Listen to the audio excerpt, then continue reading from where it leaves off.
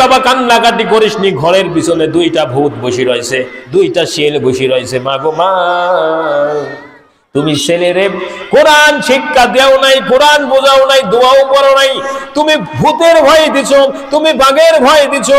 তাই তো ওই পেট থেকে আব্দুল কাদের জিলানী রহমতুল্লাহ আলাইহি জন্ম হয় না। মা যদি এত বড় সিটার হয় তাহলে ছেলে কি হবে? সর্বপ্রথম একটা মুসলমানের জন্য কোন জিনিসটা জরুরি ভাই? এটাই তো আগে দরকার। কোনটা সর্বপ্রথম জরুরি মুসলমানের জন্য, এটা তো আগে জানার দরকার। জানতে হলে তো আগে জ্ঞান লাগবে। কি লাগবে? কি লাগবে?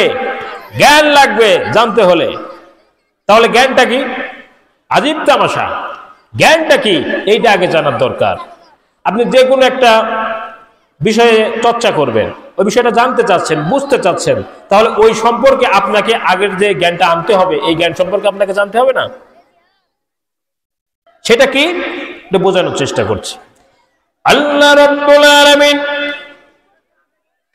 জনাবে মুহাম্মদুর রাসূলুল্লাহ সাল্লাল্লাহু আলাইহি ওয়াসাল্লামকে বলতেছেন, ও হাবিব, ইকরা বিসমি রাব্বিকাল্লাযী খলাক। হে নবী, আপনি পড়ুন। কি পড়বেন? আপনার রবের নামে, যিনি আপনাকে সৃষ্টি করেছেন। সুবহানাল্লাহ। আল্লাহ রাব্বুল আলামিন তার বন্ধুকে পড়তে বলছেন। চিন্তা করে দেখছেন, প্রথম কত সুন্দর কথা বলছে। বন্ধু বন্ধুকে বলছে পড়ুন। তিনি কি পড়বেন? কেন পড়তে বললেন? তিনি তো পড়তে নাও বলতে পারতেন, তিনি তো সরাসরি দেখতে পারতেন, আল্লাহ তাআলার মুখ থেকে শুনতে পারতেন, কিন্তু মাধ্যম দেয়া পাঠায়া বলল কি, হে নবী আপনি পড়ুন। আমার নবীজি বলছে আমি তো পড়তে জানি না। কি রহস্য? আল্লাহ রাব্বুল আলামিন বড় কৌশলবাজ।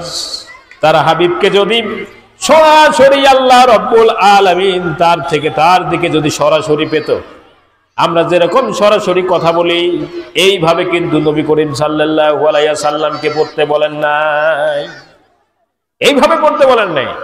আমরা তো সরাসরি বাচ্চাদের পড়াই, মসজিদে ইমাম সাহেব পড়ায় না, প্রাইমারিতে যে স্কুল স্যার শিক্ষকেরা পড়ায় সরাসরি দেখে দেখে। আল্লাহ নবী করিম সাল্লাল্লাহু আলাইহি ওয়াসাল্লামকে তো এরকম শেখার নাই, একটি মাধ্যম দিয়ে শিখিয়েছেন। সেটা হচ্ছে কি? জিবরাইল আলাইহিস সালামের মাধ্যমে। কিসের মাধ্যমে? জিবরাইল আলাইহিস সালামের মাধ্যমে। এখানে আল্লাহর রহস্য আছে। এই সূরাটার নাম হচ্ছে সূরাতুল আলাক। কি নাম? আলাক। আলাক মানে কি? এই সূরাটার নামের একটা অর্থ আছে। আলাক মানে রক্ত, শুধু রক্ত না, জমাট বাঁধা রক্ত। কি রহস্যের কথা কি বলবো। আল্লাহ নবীরে পড়তে বললেন, চমৎকার কথা। নামকরণ দিছে এই সূরার আলাক। আলাক মানে রক্ত, শুধু রক্ত না, জমাট বাঁধা রক্ত। চিন্তা করছেন? তাহলে রক্ত আসলো কেন পড়তে বলে? এটা আজীব তামাশা। আল্লাহ তাআলার এর মধ্যে রহস্য রয়ে গেছে।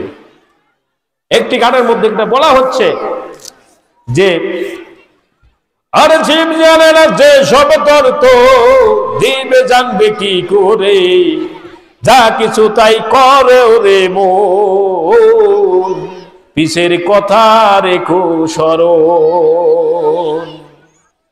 ও তোর পিছে পিছে ঘুরছে শ্যামল, ও তোর পিছে পিছে ঘুরছে শ্যামল, কোন দিনে দেবে হাতে দড়ি, যা কিছু তাই করো রে মন, পিছের কথা রেখো স্মরণ। এখন বলতে পারেন হুজুর গান গাচ্ছে কেন? আমি গানের যদিও টান দিই, কিন্তু এটাকে বোঝানো হচ্ছে তুমি যেই মৃত্যু থেকে পালিয়ে বেড়াও, সেই মৃত্যুর সঙ্গে কিন্তু তোমার মোলাকাত হয়ে যাবে। আর পিছে পিছে ঘুরছে সমান কি? আজরাইল তো আমাদের পিছু পিছু আছে, বাকিতে নাই। যে কথা বলতেছিলাম, আল্লাহ রাব্বুল আলামিন তার হাবিবকে পড়ার যে মাধ্যমটা দিল, জানার যে মাধ্যমটা দিল, বোঝার যে মাধ্যমটা দিল, সেইটা কেন সরাসরি না দিয়া জিবরাইল মারফতে দিল? এই জন্য তো জ্ঞান অর্জন করতে হবে, ইলম অর্জন করতে হবে। নবী করিম সাল্লাল্লাহু আলাইহি সাল্লামের কাছে সাহাবারা জিজ্ঞেস করলেন, হে হুজুর, হে নবী, আকাশের নিচে জমিনের উপরে সর্বোত্তম শ্রেষ্ঠ কারা? নবী করিম সাল্লাল্লাহু আলাইহি সাল্লাম বললেন, তোমাদের মধ্যে সেই উত্তম হবে যে নিজে কোরআন পড়ে অপরকে শিক্ষা দেয়। সুবহানাল্লাহ। পৃথিবীতে এমন কোন কিতাব নাই যে উত্তম হবে সে। নবী করিম সাল্লাল্লাহু আলাইহি সাল্লামের বাণী সর্বোত্তম। কিন্তু এই উত্তম ব্যক্তিদেরকেও, যারা উত্তম, তারা আজকে উত্তম থাকতে পারছে না কিছু কিছু রাবক বয়েলদের কারণে। ওদের জ্বালা পোড়া উঠে যায় এই সমস্ত কথা বললে। কিছু তথ্য আজকে ইনশাআল্লাহ আলোচনাতে তুলে ধরার চেষ্টা করব। আমাদের এই দেশ ওলিয়া উলিয়ার দেশ, আমাদের এই দেশ আলেম উলামার দেশ।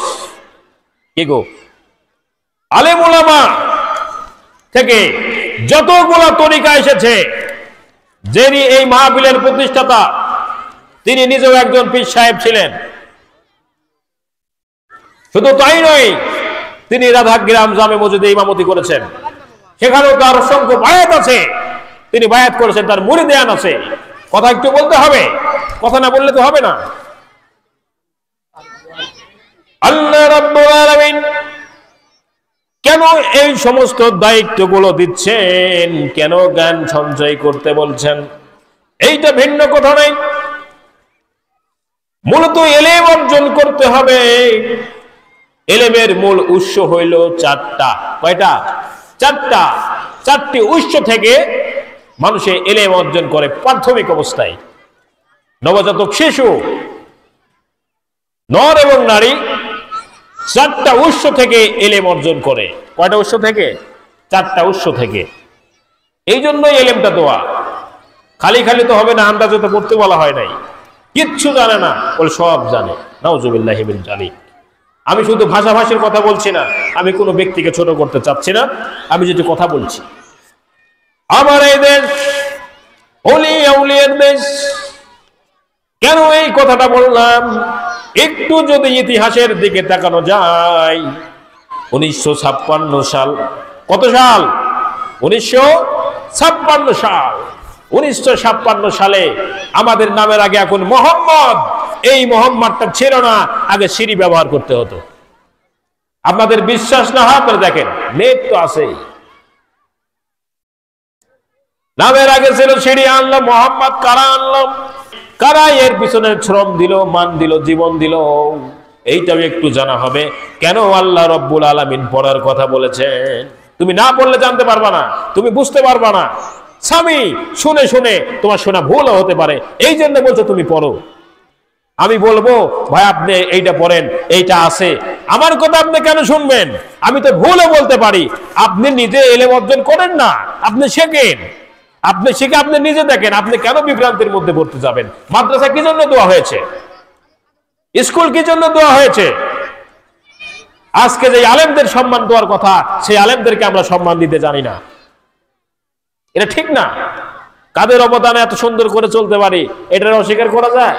এই বাংলাদেশে ওলিয়া উলিয়ার বাংলাদেশ, আলেম ওলামার বাংলাদেশ, গোটা বাংলাদেশটা ওলিয়া উলিয়াদের, আলেমদের জাইনাবাদ। সুবহানাল্লাহ। কেন? সিলেটেতে আসিলেন রে ভাই শাহজালাল আউলিয়া, ইসলাম প্রচার করতে আনলেন শাহপরানকে আনিয়া। কত জাতি হলো মুসলমান, শুনে উপদেশ, সে যে আমার জন্মভূমি, সোনার বাংলাদেশ। মারহাবা। কেন? কাদের অবদানে আমাদের এই দেশ, এটা তো জানার দরকার। আসেন একটু আলোচনা করি। যেই সময়ে একটু পূর্বের দিকে একটু আগাতে হবে, এই ইতিহাসগুলো একটু জানতে হবে, না জানলে এই বিদা বিঘ্ন গুলো যাবে না। বলার চেষ্টা করছি। ভারত, বাংলাদেশ আর পাকিস্তান যখন এক ছিল, একে বলা হতো উপমহাদেশ। কি ছিল? উপমহাদেশ বলা হতো। কি বলা হতো? উপমহাদেশ।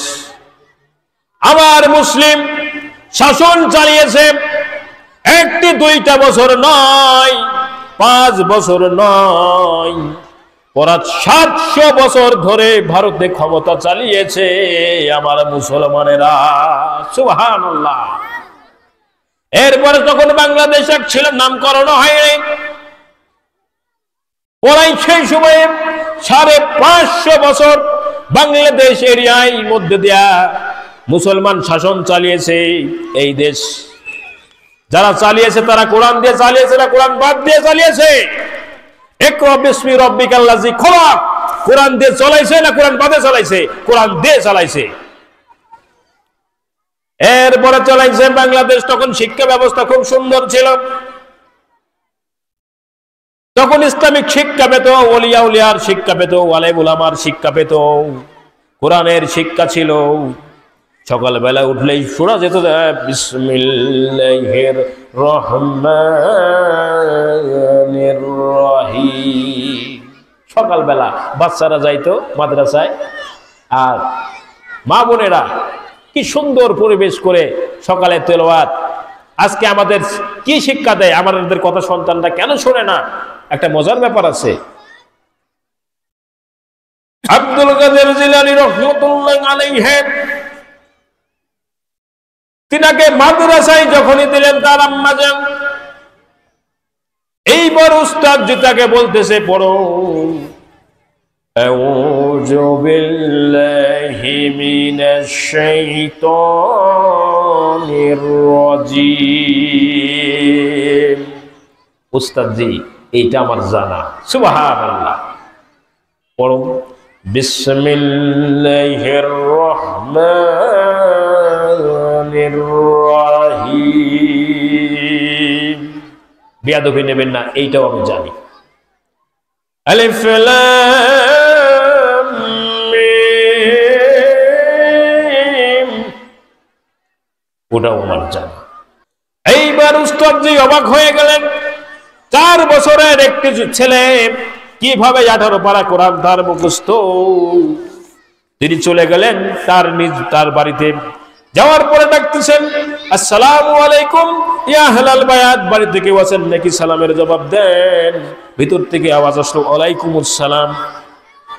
আমি কিন্তু আব্দুল কাদেরের মা, আমি বেগুনা কোনো বাইরের মানুষের সঙ্গে ওইভাবে দেখা করি না। কি আপনি কে? বলছে আমি আব্দুল কাদেরের উস্তাদ। আমাদের মাদ্রাসার শিক্ষকরা বোধ হয় আমাদের বাসায় যায় না, ছাত্রদের বাসায় যায় না, গেছে। কি বলতে চান বলেন? আমি তো অবাক করা কাণ্ড, অবাক হয়ে গেলাম। আব্দুল কাদের 18 পারা কোরআন কিভাবে মুখস্থ করলো? আপনি ওনাকে কোন মাদ্রাসায় পড়াইছেন? কোন মাদ্রাসায় পড়াইছেন? বলছে কোন মাদ্রাসায় না, তবে আমার যত মনে হয় আমার ছেলেকে যখন ঘুম পাড়াইছি বিছানায় আমি 1 পারা করে কোরআন তেলাওয়াত করেছি আর আমার ছেলেকে ঘুম পাড়াইছি। সুবহানাল্লাহ। এমনিতে তো 18 পারার হাফেজ না। আমাদের মা নাকি এইরকম কোরআন তেলাওয়াত করে করে আমাদের ঘুম পাড়ায় নাকি? একদম বাগদম ঘোরাডুম সাজে রে। এই বাবা কান্নাকাটি করিসনি, ঘরের পিছনে 2টা ভূত বসে রয়েছে, 2টা শেল বসে রয়েছে। মা গো মা, তুমি ছেলেরে কোরআন শিক্ষা দেও নাই, কোরআন বোঝাও নাই, দোয়াও পড়ো নাই, তুমি ভূতের ভয় দিছো, তুমি বাঘের ভয় দিছো। তাই তো ওই পেট থেকে আব্দুল কাদের জিলানী রাহমাতুল্লাহ আলাইহি জন্ম হয় না। মা যদি এত বড় সিটার হয় তাহলে ছেলে কি হবে?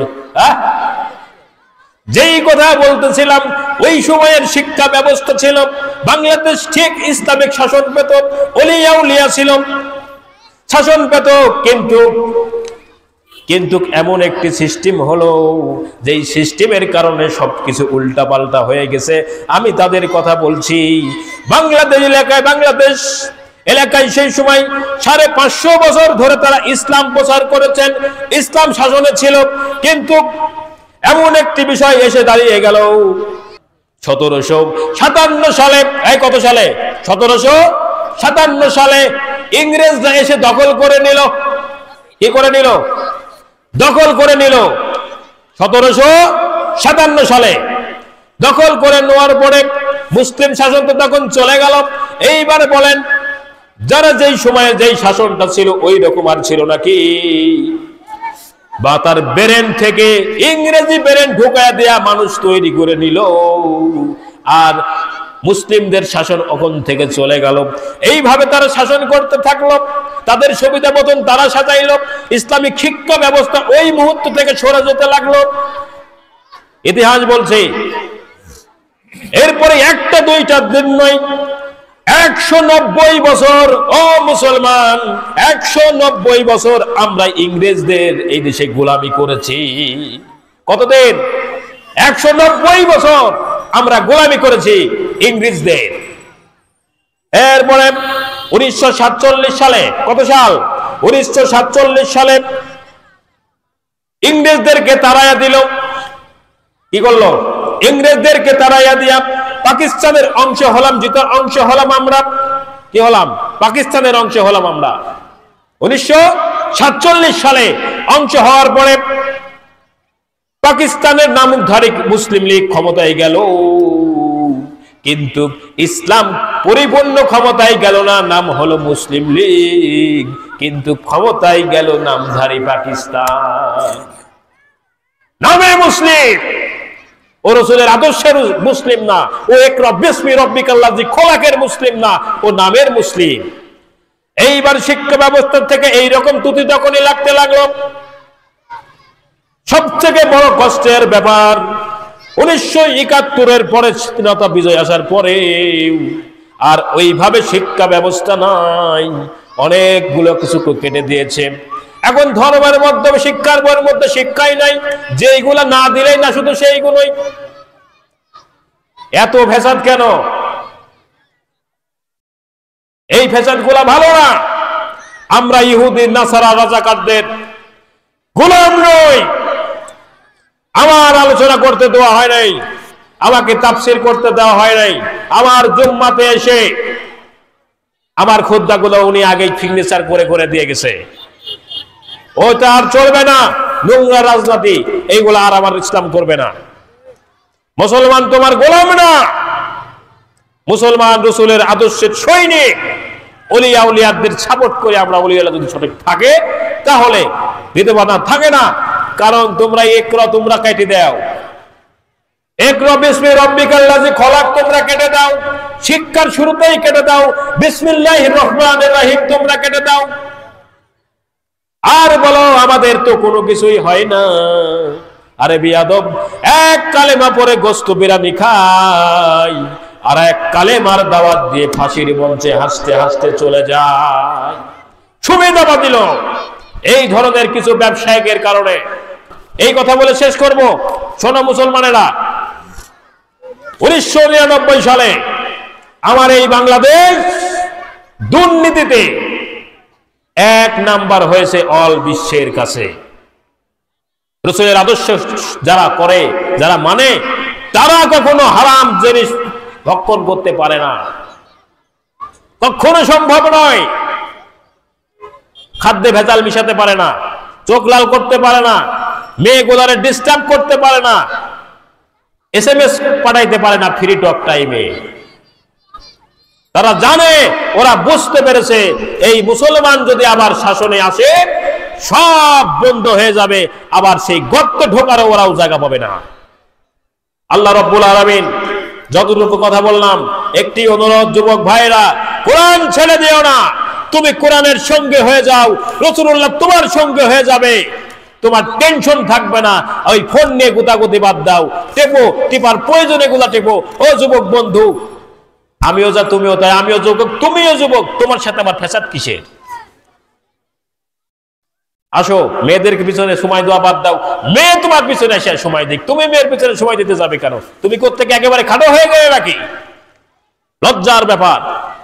যুবকদের থেকে আমাদের যুবকদের পিছনে মেয়ে ঘুরবে, উল্টা হয়ে গেছে এখন সিস্টেম। যুবকরাই ঘুরতেছে, আর যে মা বাপ কিছু মূর্খ আছে, শিক্ষা নাই তো ভিতরে। ফোন একটা দিছে, গুদাগুদি করে, SMS এ কি করে এইগুলো তো তারা জানে না। এই জন্য এলেম শিক্ষা ফরজ।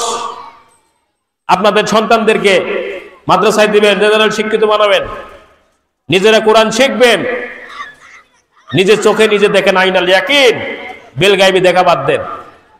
যতটুকু আলোচনা করেছি, আমার কথার মধ্যে ভুল ত্রুটি হতে পারে, ছোট মানুষ, এলেম নাই, আপনারা নিজেকে ক্ষমা করে দিবেন। আর আপনারা বেশি বেশি করে আমল করবেন। আমাকে সকলকে আমল করার তৌফিক দান করেন। সকলে বলেন আমিন। আসসালামু আলাইকুম ওয়া রাহমাতুল্লাহি ওয়া বারাকাতুহু।